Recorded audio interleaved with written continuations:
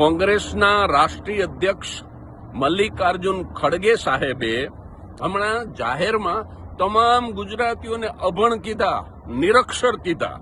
અને એટલે મારે વિનમ્રતાથી કહેવું છે કે ભારતના રાષ્ટ્રપિતા મહાત્મા ગાંધી ગુજરાતી છે અને એ પરદેશમાં જઈને બેરિસ્ટર થયેલા. પ્રથમ વડાપ્રધાન થવા માટે સૌથી લાયક ઉમેદવાર કોઈ હોય તો એ સવાયા ગુજરાતી સરદાર વલ્લભભાઈ પટેલ હતા અને એ પણ પરદેશમાં જઈને બેરિસ્ટર થયેલા. સરદાર વલ્લભભાઈ પટેલને પોતાના રજવાડાની સૌ પ્રથમ આહુતિ આપનાર ગોહિલવાડના કૃષ્ણકુમારસિંહજીથી માંડી અને ગુજરાતના તમામ રાજાઓ હાઈલી એજ્યુકેટેડ હતા, પરદેશમાં જઈને ભણેલા હતા. ગુજરાતના ઉદ્યોગપતિ અંબાણી, મુકેશભાઈ અંબાણી એ રિચેસ્ટ એશિયન ઉદ્યોગપતિ છે અને એ પણ કેમિકલ એન્જિનિયર છે.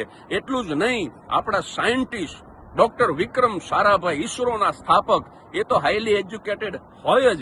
આપણા સાહિત્યકારો ઝવેરચંદ મેઘાણી, પન્નાલાલ સુંદરમ, ઉમાશંકર, તમે જેટલા નામ લ્યો, આ બધા જ અંગ્રેજી કાવ્યોનો ગુજરાતીમાં અનુવાદ કરનાર હાઈલી એજ્યુકેટેડ સાહિત્યકારો હતા. અને અમે લોક કલાકારો, હું તો નાનકડો કલાકાર છું, પણ 3 અલગ અલગ યુનિવર્સિટીમાંથી મેં 3 વખત પીએચડી કર્યું છે. એટલે ખડગે સાહેબ ગુજરાતના લોક કલાકારો, સાહિત્યકારો, ગુજરાતના ઉદ્યોગપતિઓ, ગુજરાતના રાજવીઓ, તમામ ગુજરાતીઓ એજ્યુકેટેડ હતા, છે અને રહેશે.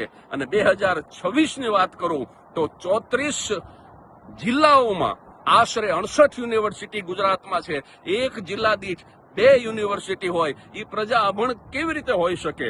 અને તમે જયારે પ્રવચન કરતા હતા ત્યારે સિમ્પલ અંગ્રેજીમાં લખેલું, એમાં કોઈ આંકડાકીય માહિતી નહોતી. ખાલી મોદીની ટીકા જ કરવાની હતી. અને છતાંય તમે હાથમાં કાગળ રાખી અને એક એક લીટી તમે વાંચીને બોલતા હતા. અને મોદી સાહેબ પરદેશમાં જાય, વ્હાઇટ હાઉસની અંદર પ્રવચન કરતા હોય, અંગ્રેજીમાં બોલતા હોય, તો પણ ક્યારેય હાથમાં કાગળ નથી રાખ્યો, ક્યારેય સ્લીપ ઓફ ટંગ નથી થઈ. તો આદરણીય ખડગે સાહેબ, તમે જ નક્કી કરજો, ગુજરાતીઓ અભણ છે કે કોણ અભણ છે?